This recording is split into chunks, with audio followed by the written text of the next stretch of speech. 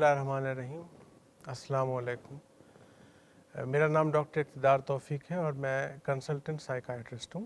یعنی دماغی صحت کے جو مسئلے اور امراض ہوتے ہیں ان میں ڈیل کرتا ہوں. مشکل کام ہے یہ اور ہماری بنیادی طور پہ دو مشکلات ہیں. ایک مشکل تو ہماری یہ ہے کہ ہمیں لوگ سمجھتے ہیں کہ پیورلی پاگلوں کا ڈاکٹر ہے اور اس کے پاس نہیں جانا ہے. تو ایک اسٹگما کا جو ایک پہلو آتا ہے وہ پوری دنیا میں ہے، پاکستان میں کچھ زیادہ ہی ہے. دوسرا جو ایک بڑا اہم پہلو آتا ہے وہ یہ آتا ہے کہ مطلب ہمارے جو علامات ہیں سائیکائٹری کی وہ مریضوں کی سمجھ میں بھی نہیں آتی ہیں. ڈاکٹروں کی سمجھ میں بھی مشکل سے آتی ہیں کہ جو سائیکائٹرسٹ نہیں ہوتے ہیں. کیا مطلب اس بات کا؟ اس بات کا مطلب یہ ہے کہ سائیکائٹری میں یا نفسیات میں دو طرح کی علامات آتی ہیں.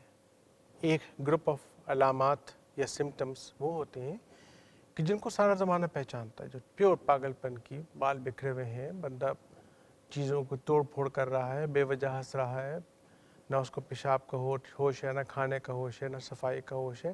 تو جس کو ہم عرف عام میں بالکل میڈنس انسینٹی کہتے ہیں. تو ایسے مریض کے بارے میں کسی کو کوئی ابہام نہیں ہوتا کہ یہ سائیکیٹرسٹ کے پاس لے جایا جانا چاہیے اور وہ سائیکیٹرسٹ کے پاس آ جاتا ہے.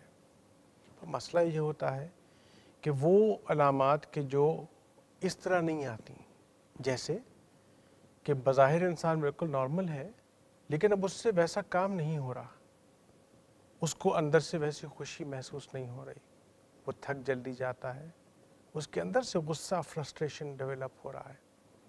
اب یہ وہ ساری علامات ہیں کہ جو بالکل ایسے آتی ہیں میرے حساب سے کہ جیسے دیوار میں سیل آتی ہے نا، کہ جس کو پتہ نہیں چلتا کہ وہ آہستہ آہستہ انسان کے اندر گرو کر رہی ہیں.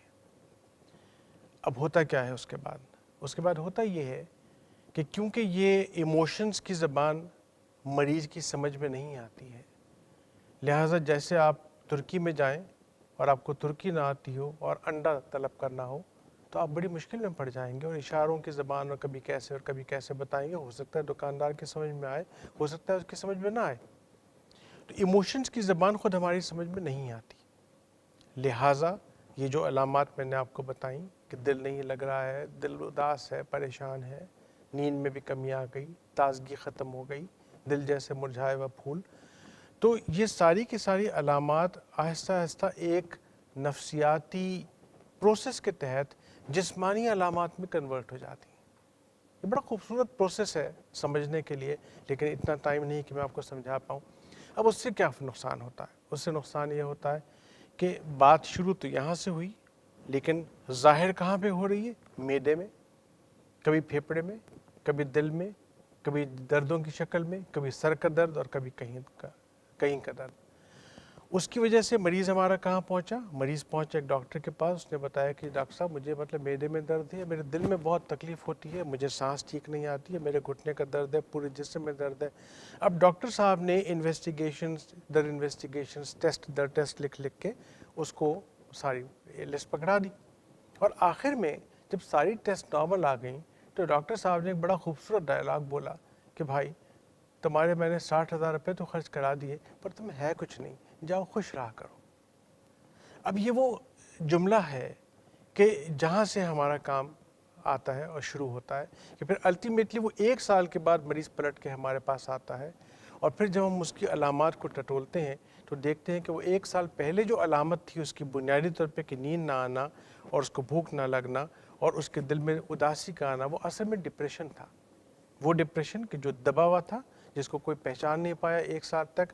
مریض کا ٹائم بھی ضائع ہوا، مریض کے پیسے بھی ضائع ہوئے، مریض کی زندگی کے وہ دن کی خوبصورتی بھی ضائع ہوئی. اور الٹیمیٹلی ہم نے جب اس کو ڈائگنوز کیا اور ٹریٹمنٹ شروع کیا تو کئی دفعہ مریضوں کو بھی یقین نہیں آتا، کہتے ہیں ڈاکٹر صاحب دل میں ہمارے درد ہے، آپ کہتے ہیں ڈپریشن ہے، ڈاکٹر صاحب نے یہ بھیج دیا. لیکن آپ یقین کیجئے کہ ڈپریشن وہ سیل ہے کہ جو دیواروں میں آتی ہے، لیکن پتہ اس دن چلتا ہے جس دن دیوار کے سامنے پپڑی آ جاتی ہے اور چیزیں جھڑ جھڑ کے گرنا شروع ہو جاتی ہیں. یقین کیجئے جب بہت دیر ہو چکی ہوتی ہے، میرا مطلب یہ نہیں ہے کہ وہ ٹریٹ نہیں ہو سکتا، لیکن آپ نے اپنی زندگی کے کوئی 2 سال ضائع کر دیے بغیر ٹریٹمنٹ کے یا انایڈیکویٹ ٹریٹمنٹ کے یا ایسے ٹریٹمنٹ کے کہ جس کو ہم اناپروپریٹ ٹریٹمنٹ کہہ سکتے ہیں. السلام علیکم، شکریہ.